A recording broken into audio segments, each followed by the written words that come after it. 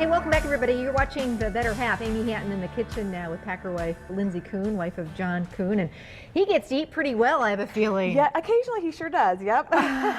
Lindsay, we were talking earlier, is Italian and has some seriously good Italian recipes passed on from her grandmother, and this is a classic. This is one of those things that you like to make like on a Sunday when you've got all day, yep. And nothing smells better. Just a really great tomato sauce. Sure does. The smells remind me of home, and so it's definitely a comforting thing to do on a Sunday for sure. Now it's easy, but it's not quick, so it really needs some time to hang out. So we heated up a big pan with a little bit of olive oil, and I love this recipe because we're just kind of using some meat scraps that you can pick up. We just picked these up at the grocery store and asked for, you know, just some great, some of it has the bones in with some great flavor. Yes, I love the bone in because then you add some additional flavor for sure. It doesn't have to be great, it can be inexpensive cuts.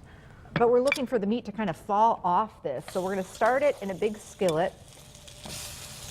Yep, so we're going to brown all of these pieces, and at the end, when you take them out, that was always my favorite part growing up. I'd get the pieces of lamb. Ooh. Yep, so my mom would always put them in a bowl at dinner. The first pasta we'd have with the fresh sauce, I'd always pick at the meat first. Oh, yum. Yeah. We're using beef, but as Lindsay said, you could use lamb, you could use pork. It's kind of like the odds and ends. Yep, I put in all three, so I have a piece of each. Ooh.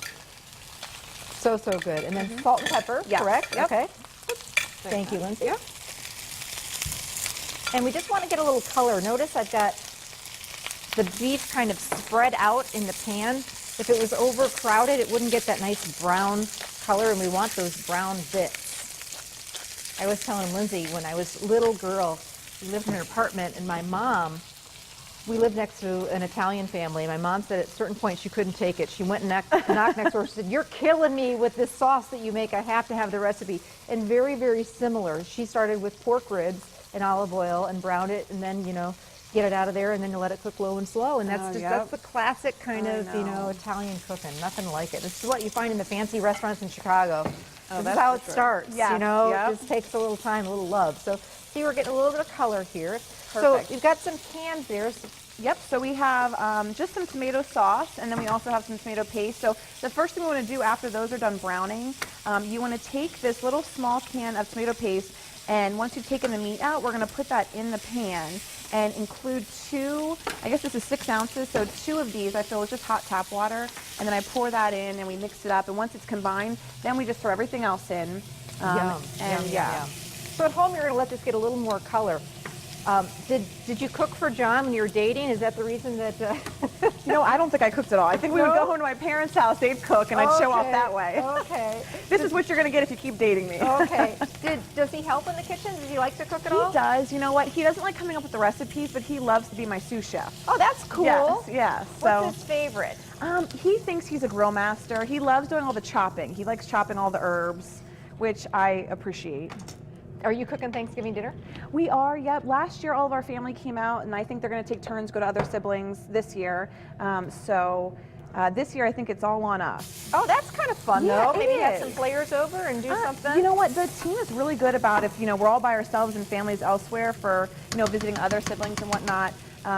We do normally get together and everyone cooks one thing or you know, nice. what they're best at. And there's no game on Thanksgiving this year, right? No, not this year. So that's really nice. So 2 cans of hot water, you say, in here, with the tomato paste. And you kind of combine that together. You bet.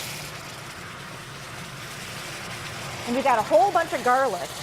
I'm just going to throw that in there whole. Looks like about 6 to 8 cloves of fresh garlic. Yep.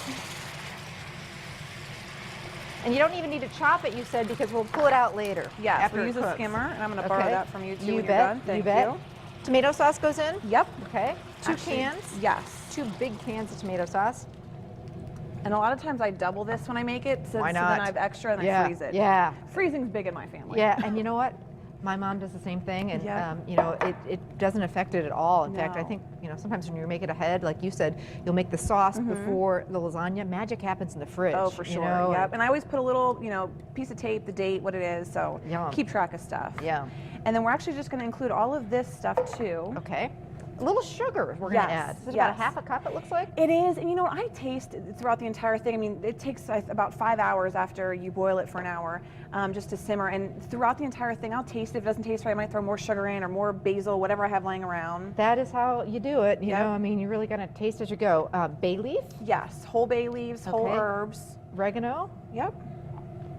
Pinch of red pepper flakes. Yes. Just for a little bit of heat. And again, you can switch that up depending on what you prefer. And some Italian seasoning. Which is just the dry blend of basil, parsley, I just oregano. love seasons. I love any kind of fresh herb or just the basic season. And then what we're going to do is mix this. We're going to let this come to a boil. So it takes about an hour for it to get there. You want to make sure you stir it throughout that hour though, so it doesn't burn at the bottom. Once this comes to a boil, we're going to bring that meat and put it back in. Okay.